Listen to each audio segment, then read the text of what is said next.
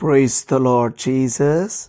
ಪ್ರೀತಿಯುಳ್ಳ ದೇವಜನರೇ, ಈ ವಾಕ್ಯಗಳನ್ನು ಓದುವಂಥವರು, ಕೇಳುವಂಥವರು, ಈ ಮಾತುಗಳಂತೆ ಕೈಕೊಂಡು ನಡೆಯುವಂಥವರು ಧನ್ಯರು.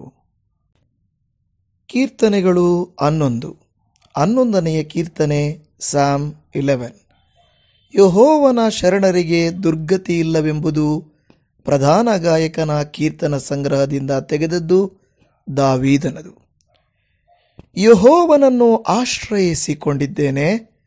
ನೀವು ದುಷ್ಟರು ಕತ್ತಲಲ್ಲಿ ಯಥಾರ್ಥ ಹೃದಯವುಳ್ಳವರನ್ನು ಕೊಲ್ಲಬೇಕೆಂದು ಬಿಲ್ಲು ಬಗ್ಗಿಸಿ ಎದೆಗೆ ಬಾಣವನ್ನು ಹೂಡಿದ್ದಾರೆ ನೋಡಿರಿ. ಪಕ್ಷಿಗಳಂತೆ ನಿಮ್ಮ ಬೆಟ್ಟಗಳಿಗೆ ಓಡಿ ಹೋಗಿರಿ.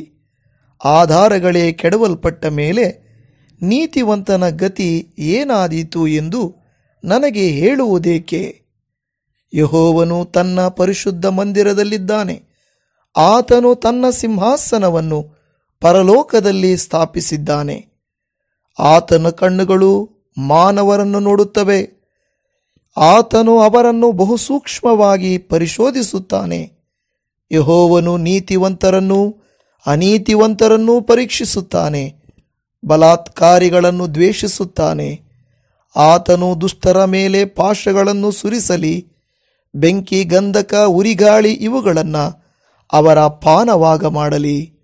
ಯಾಕೆಂದರೆ ನೀತಿ ಸ್ವರೂಪನಾದ ಯೆಹೋವನು ನೀತಿಯನ್ನು ಮೆಚ್ಚುವವನಾಗಿದ್ದಾನೆ. ಸಜ್ಜನರು ಆತನ ಸಾನ್ನಿಧ್ಯದಲ್ಲಿ ಇರುವರು. ಆಮೇನ್.